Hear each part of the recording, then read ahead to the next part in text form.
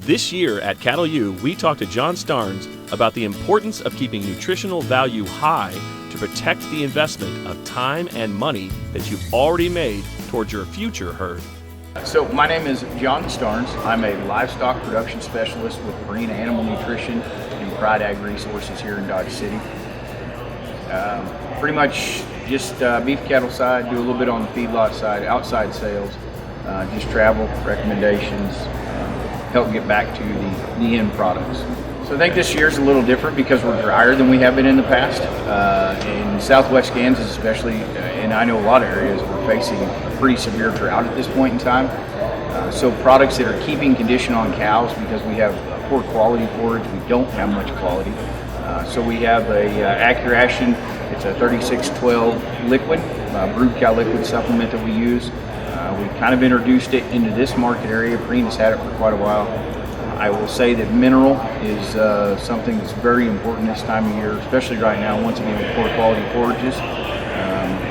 Not very much out there for them to eat. The other thing that we're seeing is, as far as creep feeding, this is the soonest I've ever went out with creep feeders. And as a company, PrideAg Resources, we actually had to order new creep feeders because we ran out of them. Guys are trying to take pressure off those mama cows and get them through. See if we can kind of hold them until we can sell them. So it's been a different year. So I think this year, one of the things that I think you're going to see drastically change is that people, producers I guess, that want to skip on nutrition or kind of pull that back. I think you're going to see lower weaning weights, calf health and immunity. One thing that I pretty for sure I guess about is the health of these mama cows. Even though we're in drought and you're selling cows off, you've got to keep cows in shape. We do a lot with generational nutrition, fetal programming. And one thing that we've noticed is that if we let those cows go and that baby's in utero, that second trimester, first trimester is just as important as that calf hitting the ground. So we need to keep those cows in condition. We need to worry about baby in utero, so that way once we get to that point we calve out, we have a good healthy calf, we have good weaning weights.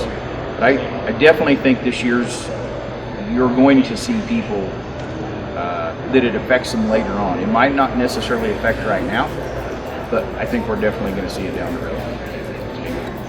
You know, and this is just something randomly that I guess I thought about, or I think about, talking with these producers during this time of the drought that we're in. We're 3 years into this deal, and people have got paid off cows that they're going to have to take to town, or they're going to have to try and figure out something to do. Never before, in my past selling years with Purina and PrideAg, have I seen it to the point where it's at now. I think you're going to see people pull some of those cows off. They're going to keep the younger cows back. And we still have to focus on getting those younger cows. If we keep heifers or younger cows, we got to keep them in shape. We got to keep those paid for cows in shape, because they're still a machine. They're still producing a calf. They're still getting it on the ground. You're still going to get gains later on.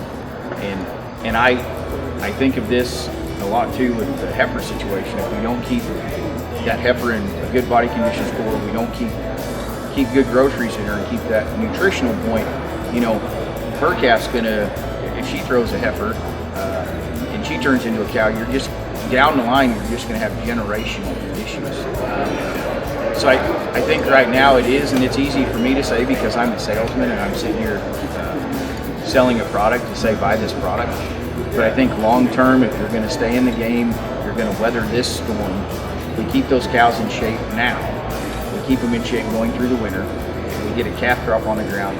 We can do it, but it's got to be something that we're proactive for. We can't be reactive in this situation. You've got to be proactive. And I would say that's probably one of the things that I see that most, sometimes we're reactive in a drought situation instead of proactive. You should have been worrying about it before. I mean, you can't. Somebody comes to you and says, I don't have anything to eat, my cows look terrible.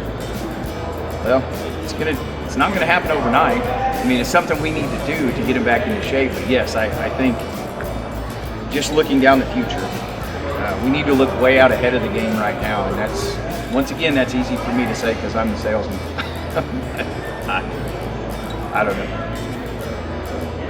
So my name is John Starnes, and I'm here at CattleU with the High Plains Journal.